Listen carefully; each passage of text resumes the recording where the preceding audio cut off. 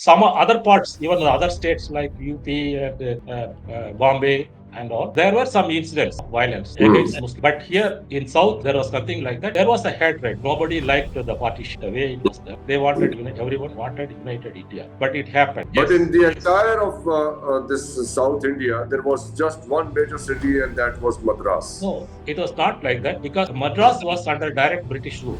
All other places like Bangalore, Trivandrum, Hyderabad, they were princely states. They were There was a princely difference. You said that the south of India did not want a divided India and the creation of Pakistan. That was the sentiment. And when we think about united India or the coming together or coming closer of India and Pakistan today, we always talk about cultural similarities. Taqsim-e-Hind 1947, the bloody partition of Punjab, तनाज़ Kashmir 1965 की पाक भारत जंग, सानियाए मशरकी पाकिस्तान और भारत का किरदार, Khalistan movement और operation blue star, Atal Bihari Vajpayee का दौरा लाहौर और कारगिल जंग, इंडियन पार्लियामेंट पे हमले, मुंबई हमले, बालाकोट पे भारतीय हमला, कलभूषण यादव और बलोचिस्तान, तनाज़ात और इल्ज़ामात में अमन की तलाश. Watch Indo Pak Dialogue with Dr. Ishtiaq Ahmed and leading voices from India. Talking Politics on Federal Post.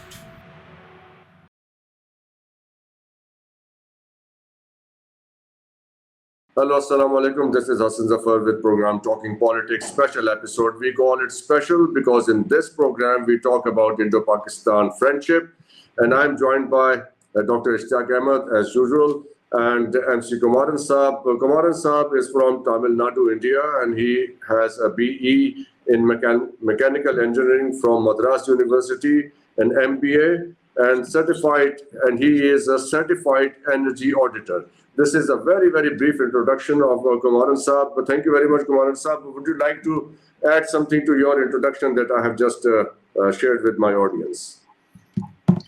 And thank you for the nice introduction. Actually, I'm now 69 years old. I'm from a middle class agricultural family. Our tradition is agriculture. Actually, my parents, they were leasing the land before my birth. Just 1 year before my birth, only they purchased the land. And we are 4 brothers and sisters. Only 3 of us are educated. We got the degree. Because in general, those days, I'm the youngest of all.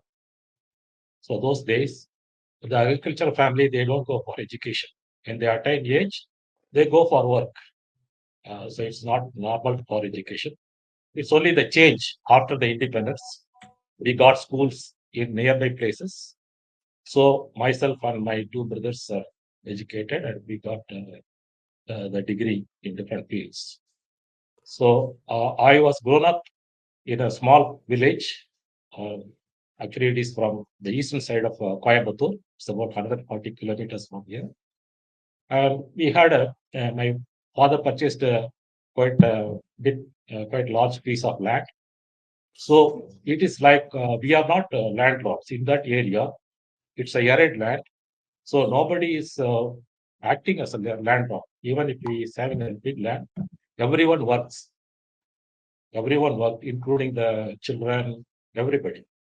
Even myself and my brothers, were before going to school, we had to work in some field, where cattle or cleaning up the cattle shed. So many works.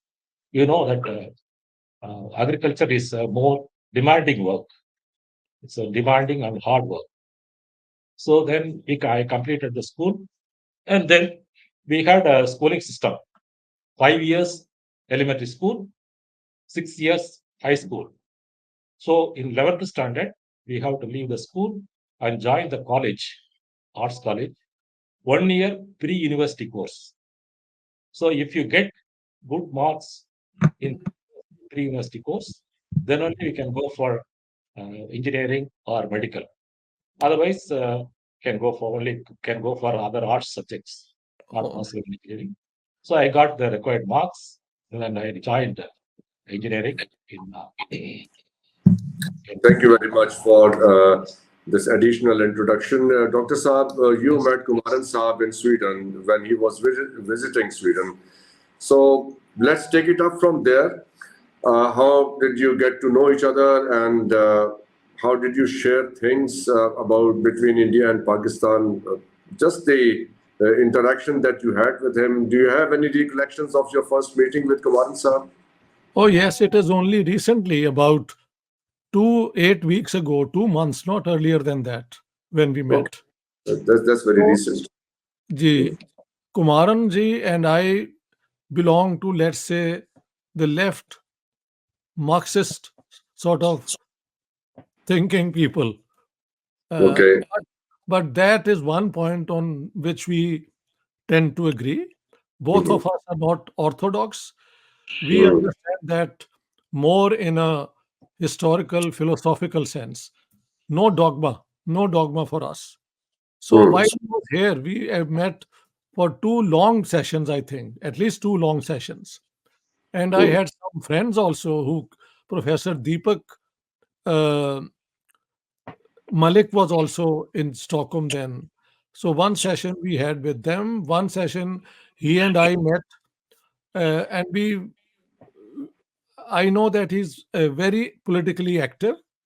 He's I became very interested because South India is very different from the way we in North India look at things. Mm. Guru Swamiji, Mohanji also mentioned that. And Kumaran ji, I would like him to tell us more about the Tamil awakening movement and why to date, as I learned, Tamil has the best indicators of overall development in India. And what are the relations between Muslims and Hindus historically in Tamil Nadu and now? And then Mm. we look at how we can all add to the peace question. Please, Kumaran sir. And we will start from 1916. We cannot go back for a very long period back. There is a history, but we'll start with 1916 when the Justice Party was formed in Madras Presidency. Before, Mm. during British time, Madras Presidency comprises of whole of Tamil Nadu, part of Andhra Pradesh, part of Karnataka, uh, part of Kerala, and one district of Odisha. So now all these are different states now. So in this presidency, 1916, this Justice Party was formed. It was it was the party of landlords or zamindars and rich people. They are so totally secular party, and it's a anti-Brahmin party. So I think with this basis only, the Unionist Party in Punjab was started in 1923. I think they have the same composition and aim. That's very interesting. Very interesting. Yeah. Very Yeah, interesting. Yeah. yes. And Punjab Unionist Party up in the north in Punjab, and yes, Yeah. this Tamil Awakening Party, Justice Party. anti-Brahman, as you say. Very interesting. Yes, Yeah. Justice Party. Justice And Party. mainly it was started because of the rise of the capitalism. Uh, I'm sorry to say that in the Marxist point of view, it's not sorry, but my approach is like that. In the Marxist point of view, we approach everything as a class.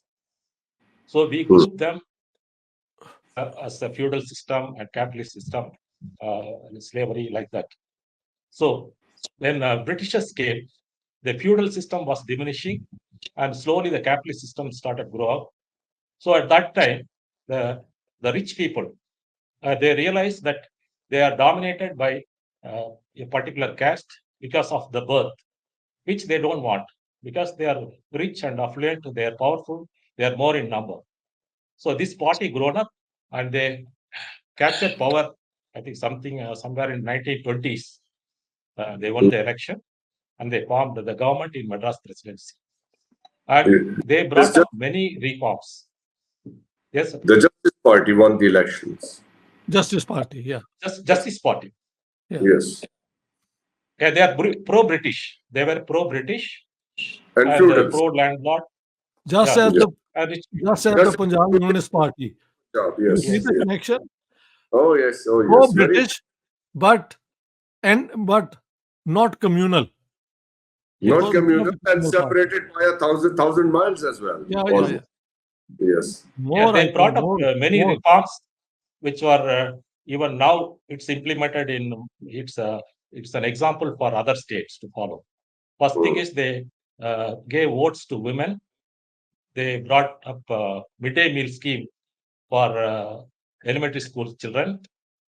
They started hostels for children in Madras, at that time Madras, and they uh, reserved seats for the different caste, the lower caste and other people. So all this progress, this was not liked by the main Congress leaders in that state because that was predominantly dominated by the upper caste. So I will not name the caste here. You understand what it is. So it was dominated by upper caste. So this was not liked by Congress. So the Periyar joined the Justice Party. Periyar was in Congress Party first time. He was a staunch follower of Mahatma Gandhi. He carried out this Khadi movement to villages, and he worked hard. He was a very rich person. Periyar was a very rich merchant family, from very rich nature family. Ah, very rich man. I And see. I see. yes, even the Maharajas of Trivandrum and other people used to come to his house and stay there in Europe. This his native place is about 100 kilometers from Coimbatore, east of Coimbatore. It's a railway junction. So he used to, when the Maharajas used to visit Madras from Trivandrum, they get down at Road and stay with him and then proceed to Madras.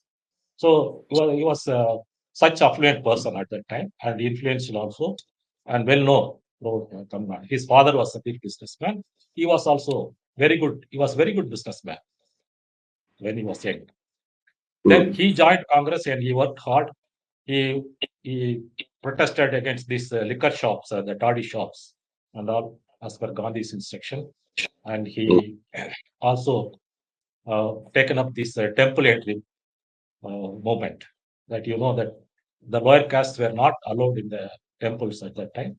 So he took up that movement also. So he was a staunch follower of Mahatma Gandhi. But at one stage, he felt Mahatma Gandhi was not hard enough towards this discrimination of the caste and other things. So he left from Congress and then joined Justice Party. So when he joined Justice Party, the party became more widespread and became more famous among people. And after some periods, after many years, he felt that Justice Party is only for rich people, and they are only for against a particular upper caste, but they are treating all other castes below them as the others are doing. So he didn't like it. He left the party and he started in 1943 Dravida Kalaham. That is the parent organization. So that in that Annadurai, our previous chief minister, or the first chief minister of DMK party, was an active leader, active member. And the DK party, Dravida Kalaham, we call it a DK party. It was only a philosophical or provocative party. Or, they don't want to contest in election or participate in active politics. They want to conduct protests and people about the ill-being of the society, inequality, and all those things. Did you at any stage take active part in politics yourself? I said, you're asking? Yes, Yeah. I'm asking. I'm not. I'm not active in any political party. I didn't participate in I any had a movement. question. I had a question. Yes, yes, At the time of when the British were leaving India, yes, did did the Justice Party demand that South India should be separated from the rest of India, or what was their position on the freedom of India? This is one question we wanted to know, whether smaller states would have been good, or the way India was left in the way it is. What was the position of the? yes. In 1943 itself, Periyar left Justice Party. Then Mm. after that, Justice Party became a weak party. It was not as strong. But Mm. Periyar himself, he wanted the Britishers not to leave the country until they make Maybe Punjab Unionist until they Party. बिल्कुल Punjab Unionist Party yes, didn't want the British to leave. Exactly. They Exactly. never yes, wanted. Yes. yes. He wanted that before they leave, they should complete their social obligation, like we call it social justice, like make the equal people, eradication of caste, and all those things, all those evils. So for that reason, he said, you don't leave, or if you are leaving, give a separate, you give freedom only for us. But Mm. Annadurai, who was a subordinate leader of Periyar, he said it is good that Britishers are leaving. The Periyar's view was that it is Britishers leave and the upper caste will take over. So there is no difference. But Annadurai's view was that we have two enemies. So one is leaving. So we have to fight with one only now. So he supported. So So their within the difference, so within the Justice Party, there were two views. One, that both were enemies of the South, and one that the British should be turned out. And then is it like that? yes, it was Dravidar Kalaham. He left already in 1943 itself, the Justice Party, and he formed Dravidar Kalaham. Justice Party became weak after Periyar left, and it has grown in strength with Annadurai and so many people. So it is now DK, Dravidar Kalaham. So at Mm. the time It's, of at the so India became independent. Tell us now about. Uh, as far as I know, the Indian states were reorganized on the basis of language. So, yes, sir. Yes, sir. uh, yeah. I will So come to that. South, Yeah, yeah, yeah. only a Please, small please, introduction please, before that. please. Hmm. Yeah, it is, but it got independence. Periyar wanted a separate state. That was not possible because of the Pakistan separation, and nobody liked, even people of Tamil Nadu. A majority popular opinion was that we wanted united because already Okay. there I is a want to ask you this partition. question actually. I wanted to ask you that what were the people of South India thinking about the creation of Pakistan? So how was it taken there? No, it's in general nobody liked partition of Pakistan. Nobody liked that, but it Hmm. is part of history. Nobody can do anything.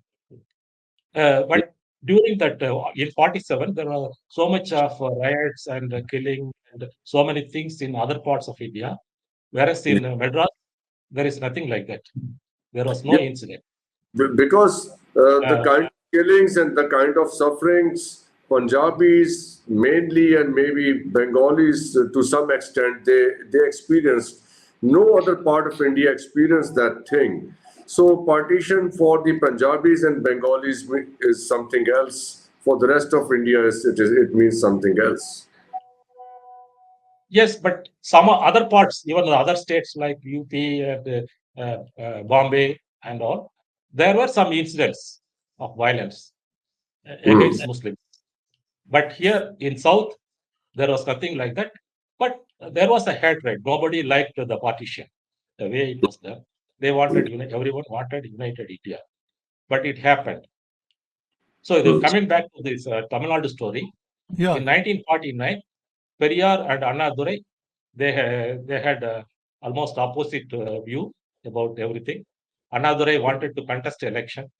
Then in 1949, he separated from Periyar and started a party named Dravida Munnetra Kalaham. We call it DMK. which is the ruling party now.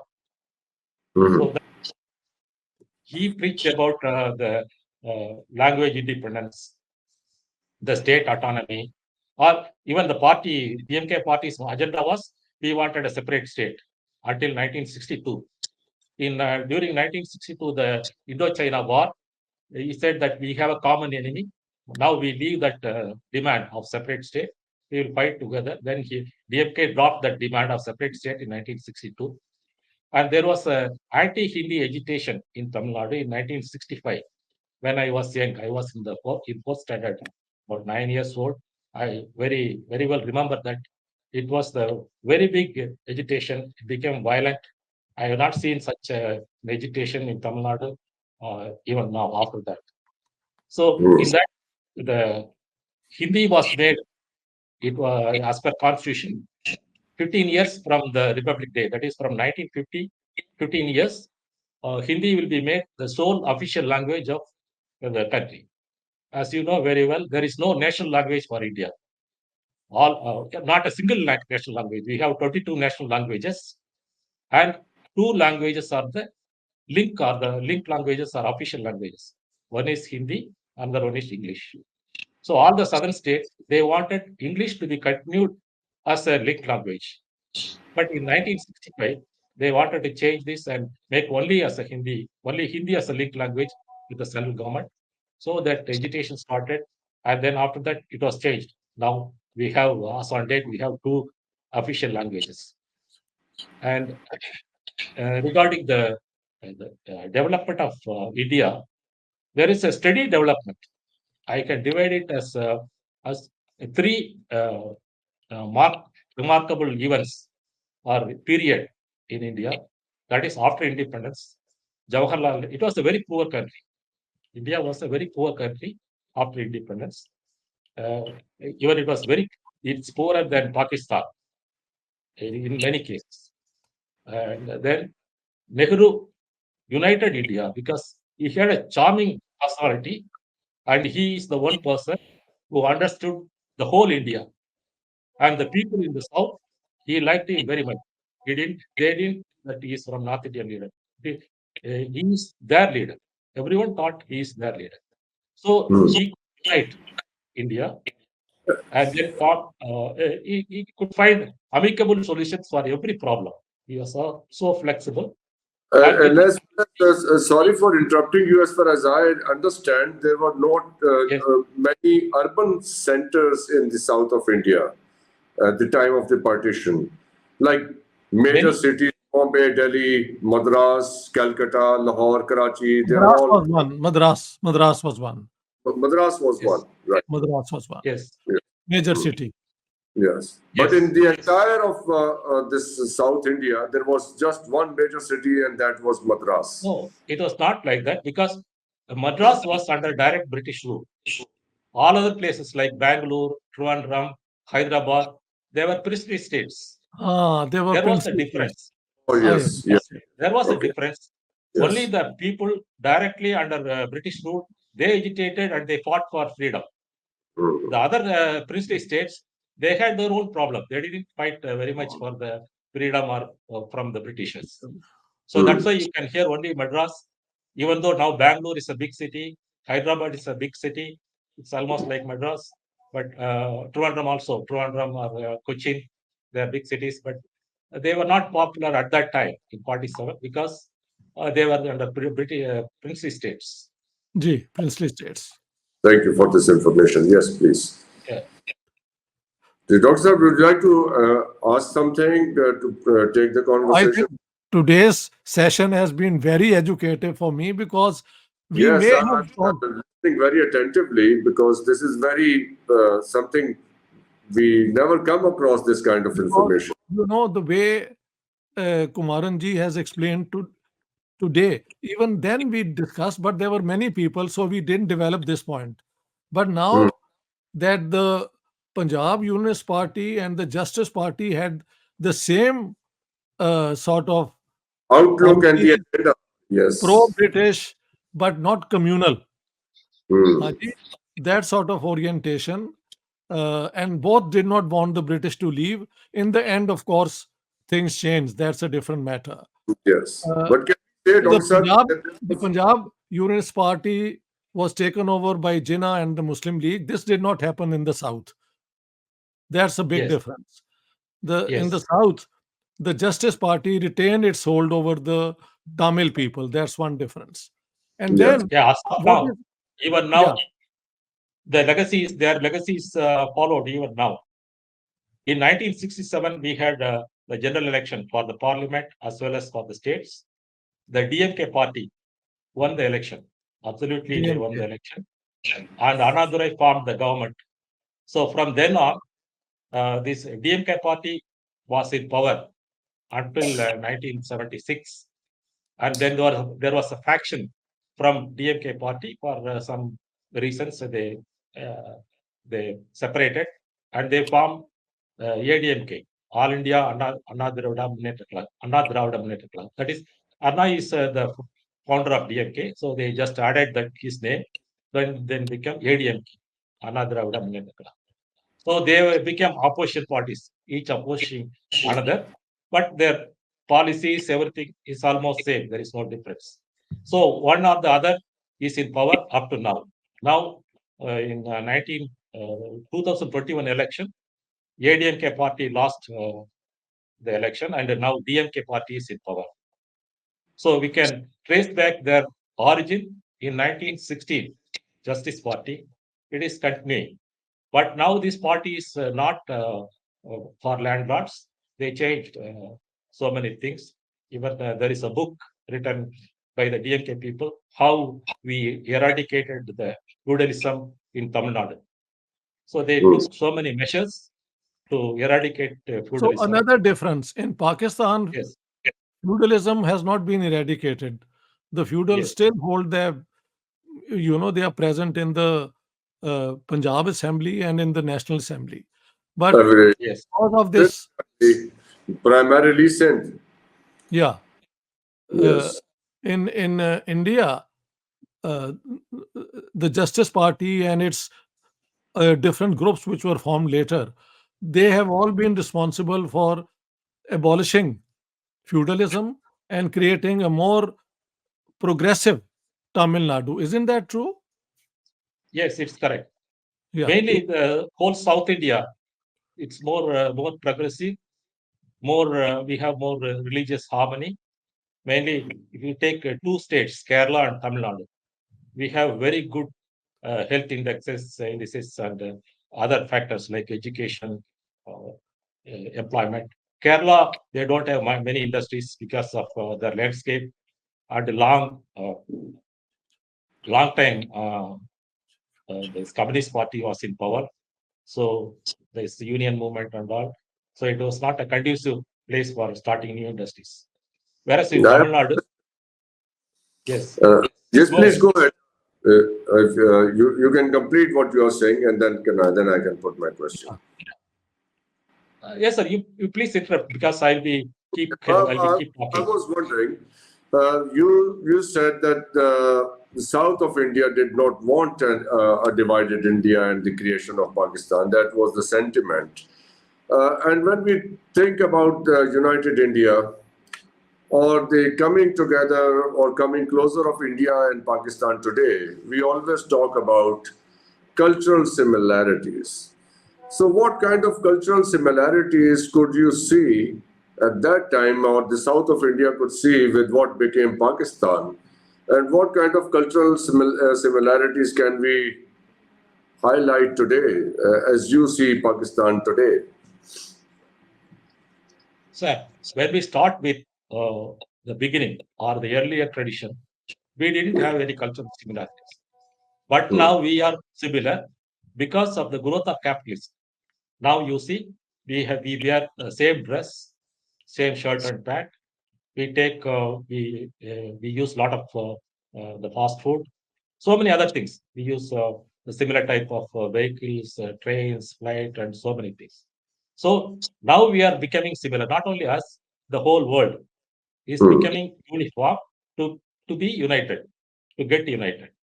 I Hmm. see the partition of India and Pakistan in a in the point of view of class struggle, like the the creation of Pakistan was mainly motivated by the feudal lords, the interest of the feudal lords. But it used everybody else, like Mr. Jinnah was a totally modern person. It used to meet this end. And similarly, many poor people or the working class people, they fought and got this freedom, but it was not their freedom. It was the mainly it served the purpose of the feudal lords. India also, since Congress was a capitalist party or capitalist democratic party, uh, we had a feudal system. Even now we have in many places, but that party was totally against that. It was Sorry, say it again. it is a capitalist. Yeah. What is that? What did you say about the Congress? I agree it was a pro-capitalist party.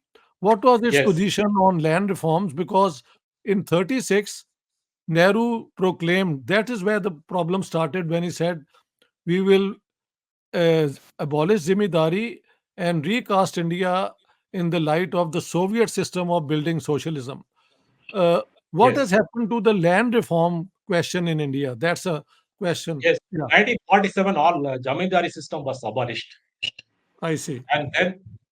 and then each state was asked to put a ceiling on the land owning I see. after that, and many states implemented it effectively. So Interestingly, what is the ceiling in Tamil Nadu? What is the ceiling in Tamil Nadu? it was 30 standard acres. 30 Standard standard standard acres. acre.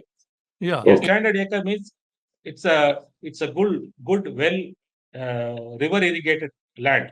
I That is see. 30 acres, Yeah. and it varies from place to place.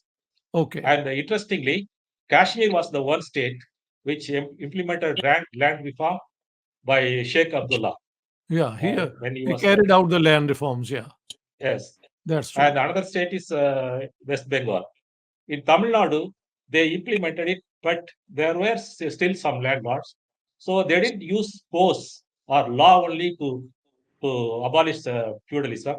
They took other routes, like educating the masses and free the laborers from the feudal lords by giving more education, food subsidies, and so many other. Tell us something Uh, about education. What is the percentage of education of men and women in Tamil Nadu?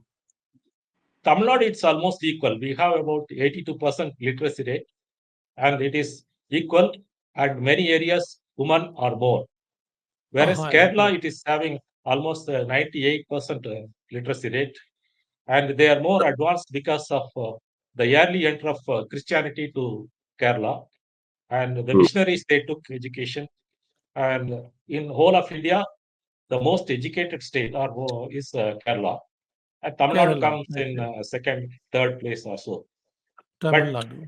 take GER, gross enrollment ratio, that is the number of graduates going from high school to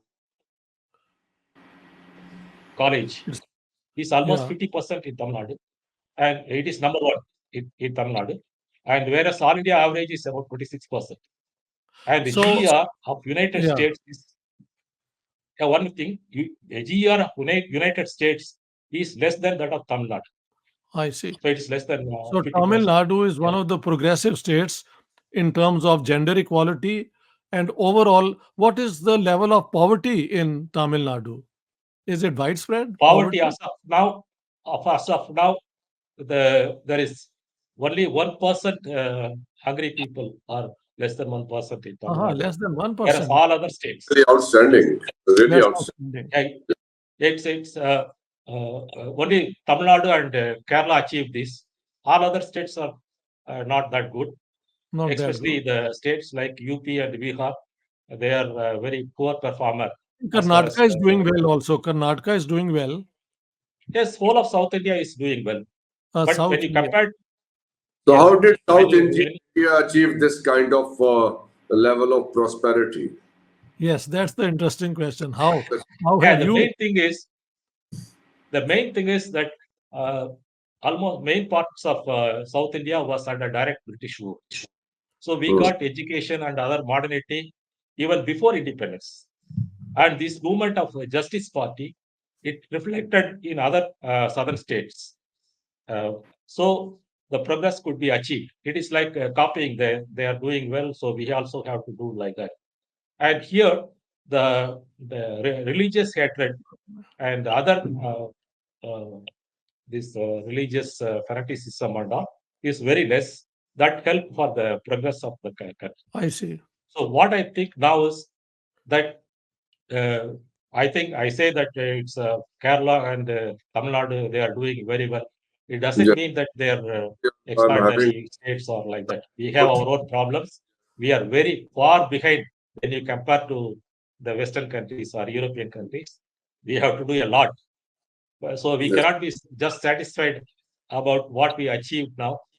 But the other parts of India, they can copy, mainly Kerala and Tamil Nadu Tamil But Nadu. model. other parts of India and Pakistan, of course, there we have other problems too. Uh, Religious element is quite dominating in other parts of India as well as Pakistan, which is, as you say, does not exist to that level at least in the south of India. Yes, we see this as the reverse. Religious, religion, caste, and other things are only superstructures. If economy is developed, all these things will go away. So first thing we have to do is we cannot just like that eradicate this religious hatred and this casteism and all.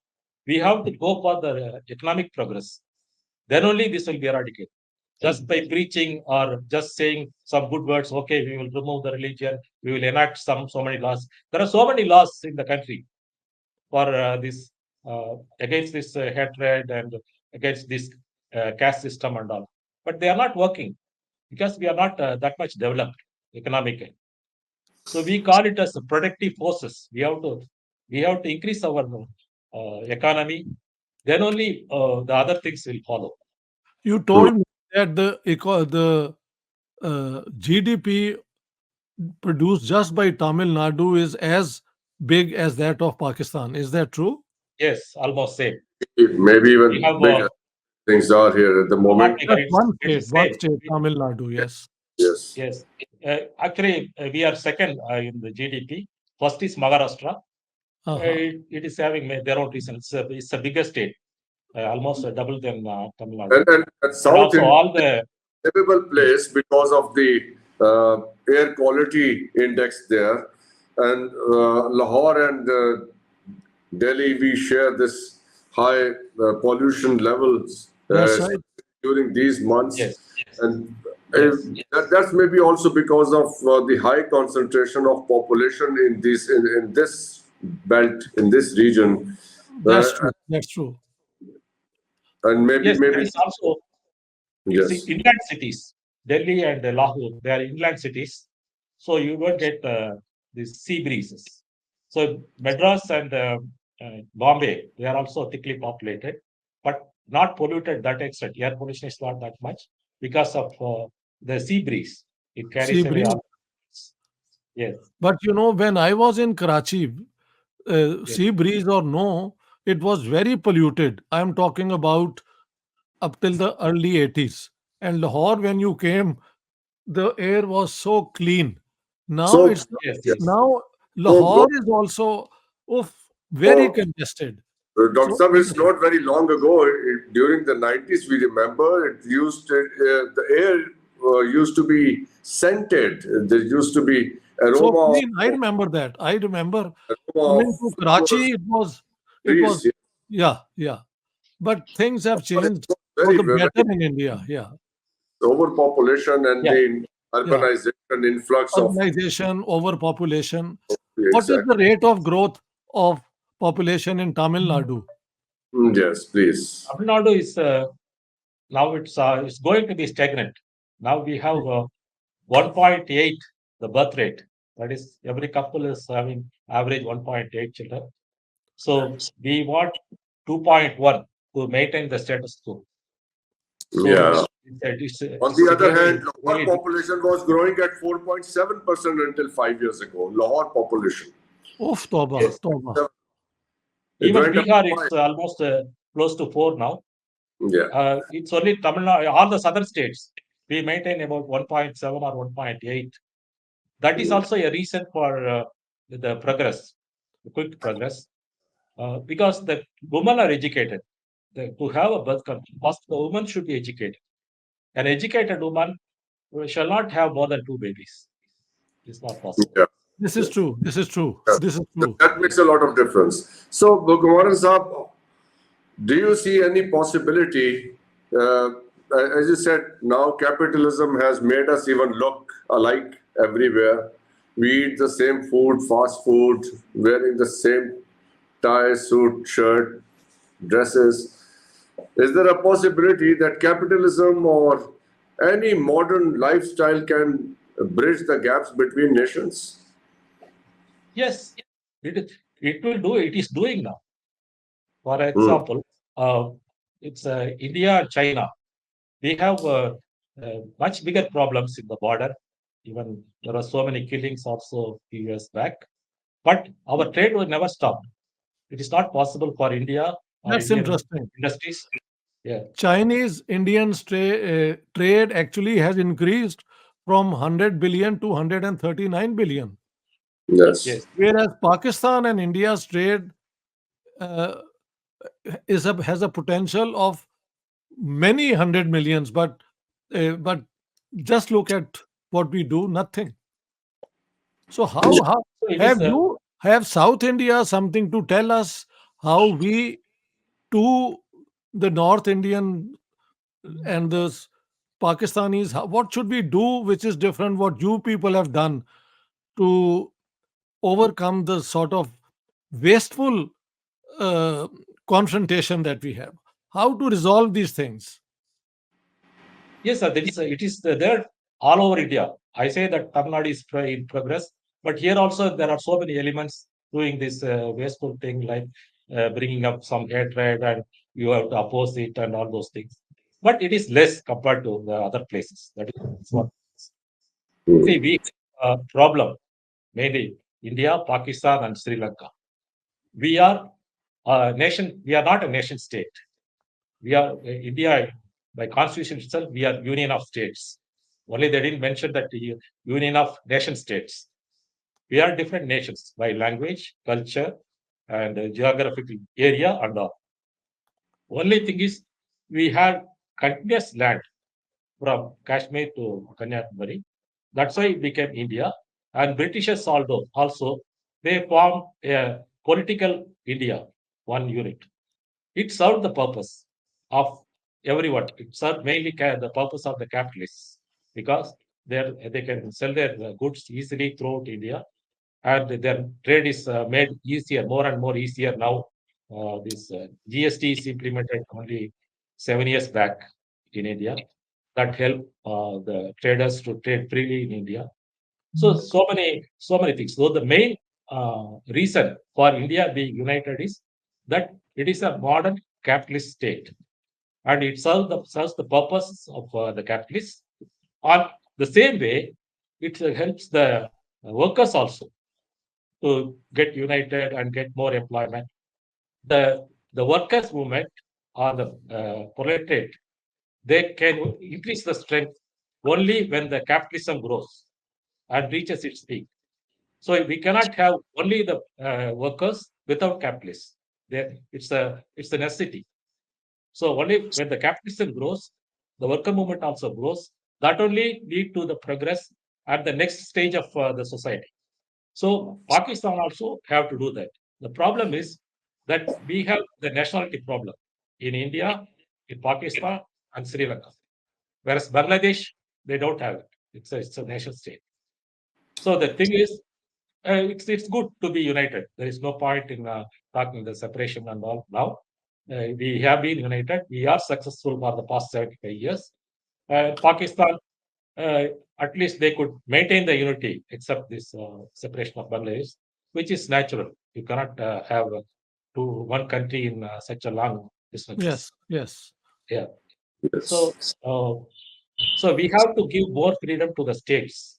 Like you should give for every state, Punjab, mm, Sindh, and other provinces. We also should give more autonomy for the growth. So when we reach the growth, when we reach the capitalist interest, then only we can have unity. The thing is, it's we may have a comparatively small trade with Pakistan, but it is important for a capitalist point of view. Every 1 rupee earned is a profit. He will not say, "No, I'm earning now 1 lakh rupee, so another 10,000 I don't want." No, no, they will not say that. Even 1 rupee profit is required. It is the aim of every capitalist. So when you say that trade with India is important for Pakistan, similarly for India also it is important because it will help for the industries to grow here, and we can we can avoid the unnecessary spending in army, this border security, and so many things. And I can tell you one thing: I worked 14 years in the Gulf, and I work with a lot of Pakistani friends, and they have they are very friendly. That is to say, and their food is very good, very nice biryani they make. And apart from all this, they are very skilled people.